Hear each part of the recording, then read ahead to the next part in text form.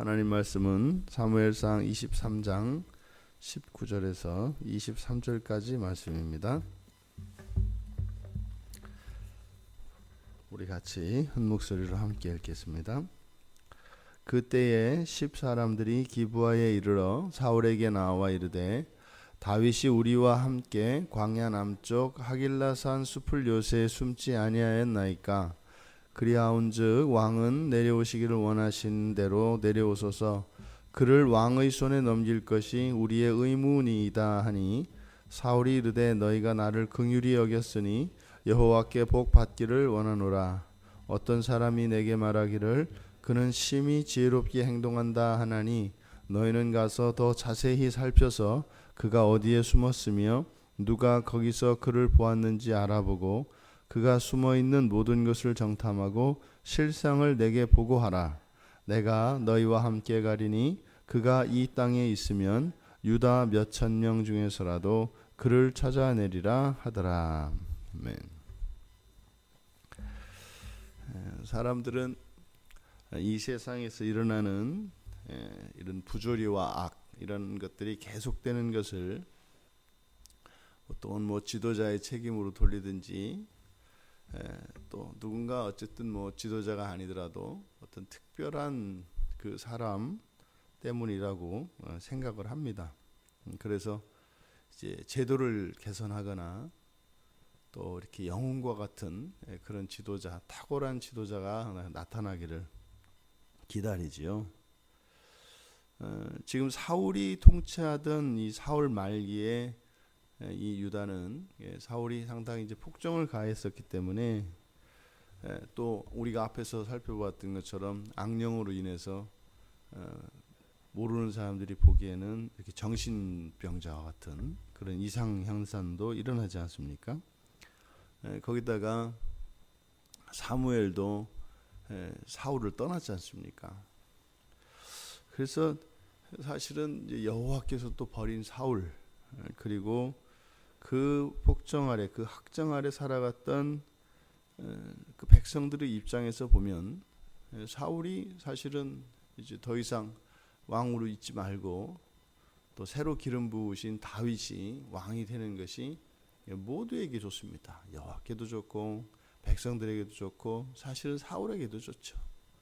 사울도 그렇게 왕의 자리에서 계속 있으면 있을수록 죄를 더 지을 수밖에 없기 때문에 그런데도 왜 사울은 계속 그렇게 왕으로 남아 있을까? 왜? 계속 왕으로 이렇게 다윗을 계속 죽이려고 하고 또 틈만 나면 백성들이 또 군사로 군대를 모집해서 그렇게 생각해 보세요. 오늘날이나 그때나 먹고 사는 거 다 힘들거든요. 그럼 다윗 잡겠다고 또 해서 군대 나와라 해서 징집하고 그러면 하던 일을 못 하고 나가야 되지 않습니까? 그리고 나서 또 할 만하면 또 그러고 이런 일이 지금 계속 반복되고 있거든요. 그러니까 왜 이 사울이 계속 이렇게 왕으로 남아 있을까? 오늘 우리가 읽은 성경 본문이 그에 대한 답을 주는 것 같습니다. 역사 속에 보면은 언제나 늘 있는 그런 사람들이 있습니다. 언제나 있는 사람들. 지금 다윗이 숨어 있다고 하는 그 내용을 지금 사울에게 와서 이렇게 고발하는 사람이 이렇게 있어요. 그때 10사람들이 이렇게 하면서 이제 사울에게 와서 다윗을 이제 고발을 한단 말이죠. 지금 보면 이 사람들이 자발적으로 나온 거예요.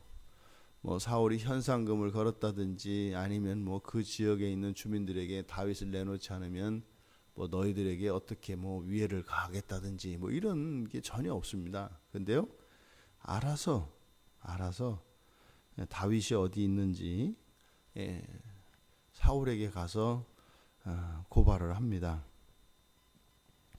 지금 사실은 사울은 백성들의 편에서 보면은 백성들을 고롭게 하고 고통을 가해주는 사울입니다. 그리고 오히려 사울에게 적발되었다 할지라도 이 다윗을 보호하고 감춰줘야 되는 거예요. 이미 다윗의 공과에 대해서는 유다 백성들 사이에 이미 바다하게 퍼졌고, 그의 성정이나 이런 것들은 이미 유다 사람들에게 잘 알려져 있습니다. 그래서 실제로 사울보다도 다윗이 백성들로부터 더 큰 사랑을 받고 있었지 않습니까? 그런데 그런 다윗을, 오히려 보호해야 할 다윗을 오히려 자신들에게 고통을 가하는 사울에게 고발을 하고 있는 이 10사람들. 참, 심지어 이 사람들이 뭐라 그래요? 찾아가가지고 그를 왕의 손에 넘길 것이 우리의 의문이다. 이 참 말이 안 되는 것 같은데, 이런 사람들이 역사 속에서는 늘 있었습니다. 그러니까 항상 부조리와 악이 횡행하는 곳에는 그 악의 중심축이 있고, 그 중심축을 둘러싸고 있는 주변의 사람들이 있습니다. 이 사람들이 늘 있는 그 사람들이란 말이에요. 이 사람들은 사실은 그렇게 한다 할지라도 언젠가는 버림받을 거라는 것을 알아요. 사울에게 충성해봐야 언젠가는 버림받을 거다. 그건 뻔히 다 압니다. 그런데도 충성을 한다 이 말이죠. 그럼 이런 사람들이 도대체 왜 이런 일을 할까? 이런 심리는 무엇에 기인하는 걸까? 이게 사실은 사울에게 충성한다라기보다는 자신에게 충성하는 거죠. 자기 자신에게 충성하는 겁니다. 사실은 이런 모습이 다윗이 방황을 하고 도망 다닐 때에도 있었습니다. 사도 바울의 말을 빌자면 이게 이제 옛사람의 본성이죠. 옛사람의 본성. 그래서 예수님을 만나기 전에 모든 사람들은 이런 옛사람의 본성을 가졌다는 점에서 공통점을 다 가집니다. 그리고 그 안에서 하나가 되죠. 그래서 하나님 나라를 누구나 다 대적하게 되어 있습니다. 그런데 이것이 지금 다윗과 사울과 10사람들이라고 하는 이 삼각관계 안에서 지금 일어나고 있는 일입니다만, 이것이 또 우리 각자 개인에게 내면화시킬 때 이것도 마찬가지로 이런 일이 일어납니다. 그럼 우리 개인들에게 이것을 적용한다면 사울은 무엇에 비견할 수 있겠어요? 죄죠. 우리 안에 있는 죄입니다. 다윗은요, 이제 거듭난 새 사람이겠죠. 새 본성이겠죠. 그러면 여기서 10사람들은 사람의 마음입니다. 우리의 마음이 죄를 버리고 정말 하나님 말씀에 따라 우리가 예수 그리스도를 믿고 난 이후에 생겨난 이런 선한 의지를 좇아 살아가야 하는데, 우리들의 마음의 경향성이라고 하는 것은 오히려 죄 친화적이다. 그러니까 죽여야 할 죄를 보호하고 거듭난 우리의 새 본성을 오히려 그것을 없애고 그것을 죽이려고 하는, 우리들이 작은 습관 하나, 우리가 악한 생각 하나, 이것이 고쳐질 때 이것이 정말 성령의 역사로 이루어지는구나 라고 하는 것을 우리가 경험을 하게 되는데, 보십시오. 지금 이 자리에 있는 우리 모두들 아직 극복하지 못한 죄악들이 있습니다. 그런 습관들이 있습니다. 또 이런 죄라고 하는 것이 이렇게 심각하게 신앙적으로, 도덕적으로, 법적으로, 사법적으로 어떤 짓는 죄, 이것만을 이야기하는 것이 아니라 나의 생활에 불편을 끼치고 나의 인생에 해가 되는 그러한 습관들과 그런 생각들, 모든 것을 말합니다. 그러면 그런 것들을 우리는 분명히 미워하고 나에게 해가 되는 것이니까 혐오해야 되는데, 어떻게 하냐면 애지중지 보호한다고요. 그럴 수밖에 없어 라고. 그래서 누누이 말씀드리잖아요. 요즘에는 그게 이제 이렇게 정신병리학적으로 거기다 병명까지 줘가지고 어쩔 수 없는 것처럼 보호받아야 되는 무엇인 거죠. 그건 나로 생각한단 말이죠. 그래서 이런 취약하고 연약한 부분들은 내가 아니에요. 그건 옛사람의 본성이지 내가 아니라고요. 그게 다른 사람을 공격하고 이게 판단해서 비난할 수 있는 약점이거나 그런 것도 아니죠. 그런 것도 아니죠. 그런데 문제는 정작 자기 자신이 자기 자신 안에 있는 그런 단점들과 허물들과 이런 것들을 나로 인식한다는 겁니다. 지금 늘 있는 그 사람들은 사울을 자기 편으로 생각을 해요. 자기들에게 해를 끼치고 고통을 주는 사울을 자기의 왕으로 생각한단 말이에요. 이미 여호와께서도 사울을 버렸습니다. 떠났습니다. 이미 죽었습니다.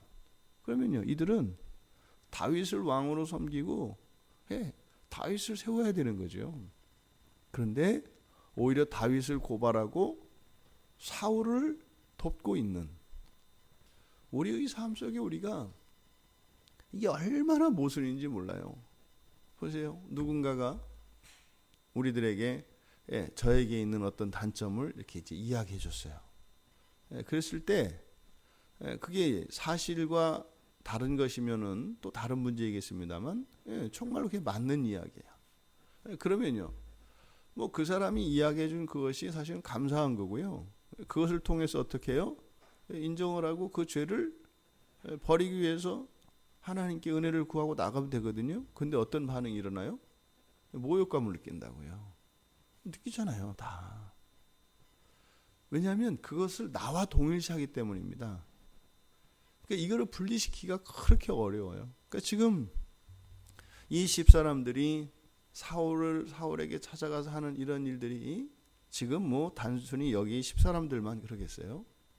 늘 있는 겁니다. 그러니까요, 사울은 백성들이 나를 따른다고 생각한다고요. 이게 역사 속에서 계속 이래요. 뭐 인류 최대 그 많은 사람들을 살상시켰던 히틀러 주변에 따르는 사람들 많았어요. 심지어는 그 히틀러를 도와줬던 그 목회자들이거든요. 목사들이 신학적으로 맞다는 거예요. 도와줍니다. 맞다는 거예요. 우리 안에 이렇게 또 우리 인류 역사 속에 이런 악이 계속 잔존하고 이런 부조리와 악이 계속될 수 있었던 것, 바로 늘 있는, 언제나 있는 그 사람들 때문이라는 겁니다. 이 사람들이 없으면요, 자기 스스로 그것을 깨닫고 포기합니다. 그런데 그것에 동조하는 사람들이 있어요. 결국에는 그 칼에 자기가 치는데 그런 사람들이 있기 마련이죠. 대통령 지금 선거 결과 어떻게 되는지 모르겠습니다. 어제 뭐 제가 늦게 올라와서 했는데,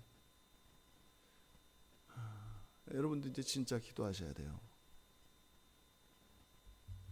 뭐 어쨌든 공약으로 내놓는 상황 중에 하나가 동성애 문제하고 차별금지법이거든요. 차별금지법이 이제 정식으로 법으로 채택이 되면 저희들 이제 설교 함부로 못합니다. 그래서 이렇게 와가지고 성도들이 뭐 목사님 마음에 안 들고 좀 미워 보이고 이렇게 하면은, 예를 들어서 동성애 문제를 거론했다든지 또 법적으로 뭐 그런 것을 뭐 안 되는 것을 안 된다, 법으로 이미 허용한 것을 안 된다고 한다든지, 그러니까 뭐 이렇게 동성애자가 와가지고 남자 둘이 와서 결혼 주례해달라, 저는 해줘야 되거든요. 안 하면 걸리거든요. 이제 죽었어요, 이제 목사들. 이 법이 지금 이렇게 되면 두 부리로 생길 겁니다. 언제나 늘 있는 사람들이 있어요. 그럼 또 이제 그 사람들이 또 이제 뭐 신학적으로 이렇게 어떤 근거들을 만들어내겠죠. 뭐 괜찮은 거다, 뭐 이렇게 해서 성경에 있지도 않은 뭐 하나님이 뭐 죄인을 사랑하신다, 그래서 한 영혼을 천하보다 사랑하신다. 그러니까 이제 아마 나뉠 겁니다. 거의 지금 이제 미국에서 일어나는 그 일들이 우리나라에서도 이제 하여튼 굉장히 빨리 일어납니다. 굉장히 빨리. 그러니까 그것이 악인 줄 알면서도 왜 그럴까? 왜 그럴까? 그냥 가요. 그냥 가요. 우리들의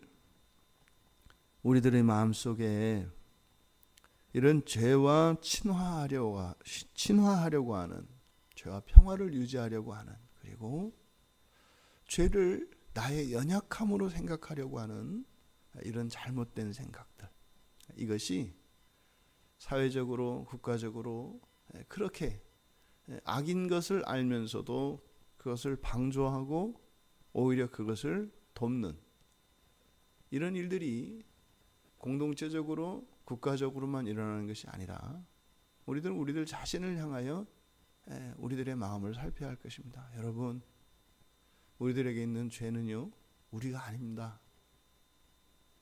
우리를 노예 삼고 있는 못된 죄입니다. 그 사단 마귀가 우리를 노예처럼 부리려는 겁니다. 하나님 자녀된 거룩한 하나님 백성을 더럽고 추악한 죄의 종으로 만들려고 하는 것입니다. 그것은 우리가 아닙니다.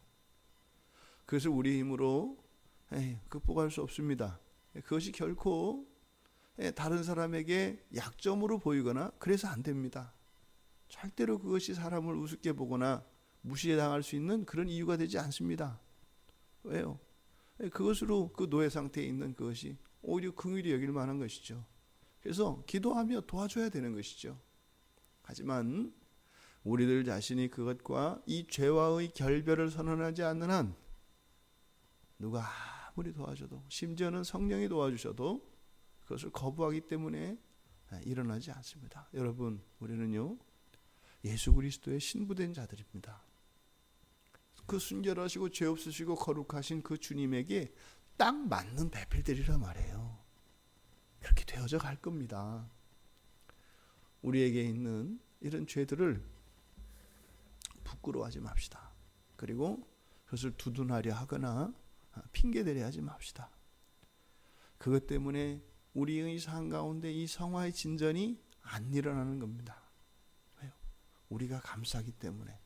이 사울이 그렇게 오랫동안 이렇게 학정을 하면서도 왕으로서 또 그렇게 나쁜 일들을 계속 할 수 있었던 것은 바로 그 주변에 있는, 언제나 늘 있는 그 사람들 때문이었듯이 우리들 개인의 내면에 이런 죄들이 사라지지 않고 그것이 여전히 계속 동안, 그래서 마치 이것은 내가 극복할 수 없는 한계인 것처럼, 다시 말해서 이 10사람들이 사울이 어차피 왕으로 있을 것이기 때문에 그 왕으로 인정하지 않을 수 없다고 생각하는, 그래서 오히려 거기에 충성을 더하는 이런 일들이 우리들의 삶 속에 일어나지 않기를 바랍니다. 그리고 우리가 이 세상을 살아갈 때는 늘 시대적 사명을 감당해야 합니다. 지금 미국과 일본에서 주로 우리나라의 나쁜 것들은 그쪽에서 다 들어오는데, 좋은 것이 들어오는 게 아니라 나쁜 것이 들어와요. 나쁜 것들이. 특별히 우리가 그리스도인으로서 깨어 있어야 하는 것은 앞으로 5년 사이에 어떤 일이 일어날지 모릅니다. 지금 이 나라에서 일어나는 일들을 보면 이제는 동네 작은 소매점까지 대기업들에서 다 해요. 지금 이렇게 큰 대형마트에서 자체 상표를 만들어서 이제 동네에까지 이렇게 대형 슈퍼로 들어오는 것을 보게 됩니다. 중소상인들 다 없어지거든요. 살 수 없어요. 소비자들 입장에서는 싸게 물건을 공급하니까 좋잖아요. 근데요, 결국에는 나중에는 목줄을 재는 겁니다. 심지어는 어떤 대기업은 중고차까지 팔아요. 또 어떤 대기업은요, 무슨 떡볶이 장사도 하고요. 이미 이 상도의도 없어졌고 전혀 이 사회적 책임이 없는, 머지않아 이 상태로 가면은 정말 대재벌들이 이 나라 전체 국민들의 삶의 모든 것을 다 좌지우지하게 될 겁니다. 이렇게 돼서는 안 됩니다. 이렇게 돼서는 안 됩니다. 더더군다나 이제 그런 것들은요, 결국에는 우리의 기독교 신앙 박해로 오게 돼 있습니다. 지금 점점 시대는 어두워져 가고 우리 그리스도인들이 정말로 자기의 신앙을 분명히 드러내지 않으면 신앙을 지킬 수 없는 때가 점점 다가오고 있습니다. 한편으로는 감사한 거예요. 왜요? 사입이 없어지거든요. 그러니까 기독교인이면 기독교인이고 아니면 아닌 거거든요. 그래서 괜히 중간에 껴서 내가 이 편인지 저 편인지 모르는 사람들 분명히 드러나게 합니다. 하지만 그게 무슨 이 세상에서 그런 사람과 안 그런 사람, 참된 신앙을 가진 사람과 안 된 사람들이 드러난다는 것, 그게 그렇게 유쾌한 일은 아닙니다. 마음 아픈 일이죠. 우리들의 신앙에 더욱 힘을 써야 되는 시대입니다, 여러분. 여러분들은 그리스도인으로서 이 나라와 이 민족에 공적인 책임이 있다는 것을 잊지 마십시오. 말씀드렸죠? 대통령 선거는 그리스도인과 비그리스도인의 차이는 이제 대통령이 선출이 되었으니까 그러면 우리들이 국민이 한 마음이 되어야 합니다. 도와야 합니다. 그래서 비록 대통령이 되기 위하여 이런저런 공약을 내었더라도 그것이 정말 하나님 앞에서 옳지 않은 것이라면 그것이 이루어지지 않도록 마음을 바꾸도록 또 그 일을 위해서 우리가 힘을 쓰고 마음을 모아야 하는 것입니다. 그래서 이 나라가 자꾸만 죄로 물들어가고 뒷걸음질 치는 이런 일이 더 이상 일어나지 않도록, 그것은요 대통령에게 달려있는 게 아니라 정치인에게 달려있는 것이 아니라 그리스도인들에게 있습니다. 여러분들의 기도로 이 나라가 회복될 것입니다. 그런 악으로 미끄러져가는 그것이 중단이 되고 거슬러질 겁니다. 대통령은요 할 수 있는 일 아무것도 없습니다. 아무것도 없습니다. 왜냐하면 제가 보았을 때 이번 대통령 같은 경우에는 대통령 되기 전에 과거에 있었던 여러 세력의 사람들을 다 모았습니다. 뭐 정치 얘기를 많이 하게 되는데 여러 세력, 다른 진영에 있던 사람들을 자기 편으로 끌어들일 때는 반드시 거기에 대한 보상의 약속이 있습니다. 내가 대통령 되고 나면 무엇을 해주겠다, 어떤 자리를 주겠다, 반드시 있습니다. 근데 이번에 너무나 많은 사람들이 주변에 모여들었기 때문에 5년 내내 5년 동안 그 약속 지키기도 어렵습니다. 쉽지 않거든요. 그래서 별로 할 수 있는 일이 별로 없을 겁니다. 제가 봤을 때는. 그래서 지금 가장 심각한 그 두 가지, 동성애 문제하고 차별금지법, 이것은 절대로 돼서는 안 됩니다. 절대로 돼서는 안 됩니다. 여러분들 뭐 이렇게 제가 주일날 예배드리다가 경찰이 와가지고 이렇게 체포영장 가지고 가면 어떻겠어요? 이런 일이 지금 교회들에서 막 일어날 거거든요. 앞으로 교회 없어지는 건 순식간의 문제입니다. 우리나라에 있는 교회들이 얼마나 취약한지 아시잖아요. 그 교회 담임 목사가 경찰로 딱 들어가면 어떻게 될까요? 싸움 나고 난리 납니다. 대부분 교회들. 우리들이 정말 정신을 바짝 차리고 그냥 그 중간에서 흐지부지하던 이런 신앙에서 벗어나 정말 단호하게 그리스도의 편에, 우리의 신앙의 편에 서야 될 때입니다. 그래서 오히려 이런 위기 상황이 우리들의 신앙을 더욱 굳세게 하고, 그래서 오히려 이것이 화가 폭우로 바뀌는 그런 기회가 될 수 있기를 바랍니다. 그래서 이제 새로운 대통령과 시작하는 우리나라, 우리 민족을 위해서 여러분들 쉬지 말고 기도해 주시고, 그리고 이런 영적인 분별력을 가지고 앞으로 일찍되어지는 그런 부정적인 일들에 대해서 하나님께서 막아주시고 바꿔주시도록 여러분들에게 소망이 있습니다. 이 새벽을 깨우는 여러분들에게 이 나라의 미래와 앞으로 교회에 일어날 끔찍한 박해와 이러한 일들을 막을 수 있는 것은 여러분들에게 달려 있습니다. 그래서 믿음으로 우리가 상황 때문에 주눅들거나 그럴 필요는 없습니다. 이 현실을 정확하게 직시하자라고 하는 것이지 결국 그것이 우리들을 어떻게 그러지 못합니다. 우리를 개인적으로 우리들 내면에 있는 죄와 친화하려고 하는, 그것을 나로 인식하고 보호하려고 하는 그런 생각을 단호하게 버립시다. 그래서 나의 죄에 대해서 미워하고 혐오하고 그것으로부터 더욱 거룩한 사람이 되도록, 또 이 사회와 민족을 위해서 또 늘 있는 그런 사람들로 인해서 계속되어지는 이 악이 이 나라에는 더 이상 그렇게 되지 않도록 우리들의 기도를 통해서 하나님께서 이루어 주실 것을 믿으며 그렇게 오늘 하루 또 우리의 삶을 살아가는 우리 모두가 되기를 주님의 이름으로 축원합니다. 하나님 아버지, 늘 있는 그 사람들이 늘 있는 그 마음으로 저희들에게도 있습니다. 저희들이 죄와 쉽게 결별하지 못하고 오히려 그것을 두둔하고 보호하려고 하는 이러한 죄의 습성이 이 사회적으로도 또한 있습니다.